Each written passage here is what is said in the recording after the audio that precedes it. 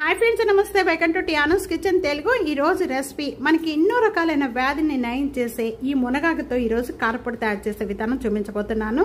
రోజుకి ఒక్క ముద్ద కలిపి తీసుకున్నారంటే హెల్తీగా ఉండొచ్చు. రండి, ఇది ఎలా తయారు చేయాలో చూసేద్దాం. హాయ్ ఫ్రెండ్స్, మునగాకు కారపొడి తయారు చేసుకోవడానికి ముందుగా మునగాకు అనేది నేను ఈ కప్పుతో మునగాకు తీసుకున్నానండి. ఒక 3-4 టైమ్స్ వరకు కూడా సాల్ట్ వాటర్తో బాగా క్లీన్ చేసేసుకొని ఇలా స్టేనర్లా పెట్టేసుకోండి. వాటర్ అంతా సపరేట్ అయిపోతుంది. ఇదే కప్పుతో 1/2 కప్ అనేది కరివేపాకు తీసుకున్నాను. నాకు కరివేపాకు అక్కర్లేదు, ఒక్క మునగాకుతోనే నేను కారపొడి తయారు చేసుకుంటాను అన్నవాళ్ళు 2 కప్పులు మునగాకు తీసుకోండి. చక్కగా అప్పుడు కరెక్ట్గా సరిపోతుంది. నేను ప్యాన్లో ఒక 1/2 టేబుల్ స్పూన్ ఆయిల్ వేస్తున్నానండి. ఆయిల్ బాగా కాగిపోయిన వెంటనే మనం రెగ్యులర్ గా యూజ్ చేసుకునే ఈ స్పూన్ తో నేను 1 టేబుల్ స్పూన్ శనగపప్పు వేస్తున్నాను. ఇది కూడా లో ఫ్లేమ్ లో పెట్టుకొని చక్కగా కలుపుకుంటూ వేయించుకుంటే పప్పులన్నీ కూడా బాగా వేగి కారపొడి చాలా టేస్ట్ వస్తుందండి.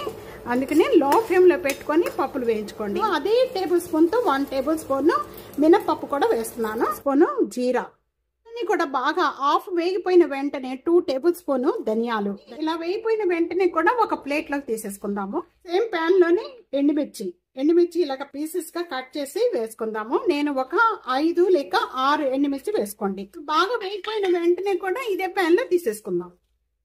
సేమ్ ప్యాన్ లోనే ఒక 1/2 టేబుల్ స్పూన్ ఇప్పుడు ఆయిల్ వేస్తున్నాను. ఈ మునగాకంతా కూడా దీంట్లో వేసేసుకుందాం. కరివేపాకు కూడా వేసేసుకోండి.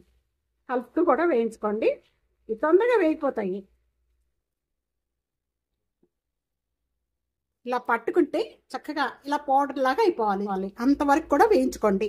చక్కగా వేగిపోయినాయి. అలా వేగిపోయిన వెంటనే ఇప్పుడు స్టవ్ ఆన్ చేసేసేద్దాం.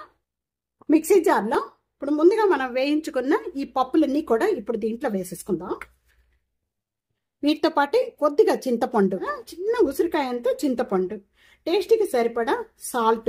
ఇక్కడ నేను 1 టేబుల్ స్పూన్ సాల్ట్ వేస్తున్నాను. 4 వెల్లుల్లిపాయ రెబ్బలు, ఒక 1/2 టేబుల్ స్పూన్ పసుపు. ఇవన్నీ కూడా ముందుగా మిక్సీ జార్ పట్టుకోవాలి మెత్తగా.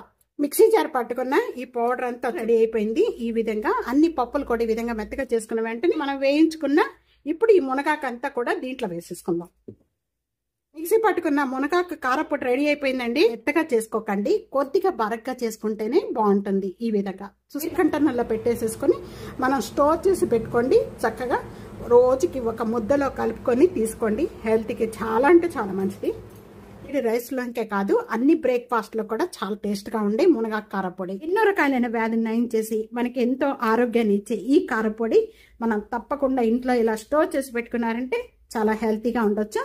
తప్పకుండా ఈ రెసిపీ ఇదే విధంగా ట్రై చేసి మీకు ఎలా ఉందనేది కామెంట్స్లో తెలియచేయండి. వీడియో 4కి షేర్ చేయండి, లైక్ చేయండి, కామెంట్ చేయండి, సబ్స్క్రైబ్ చేసుకోవడం మర్చిపోద్దు ఫ్రెండ్స్. Thank you.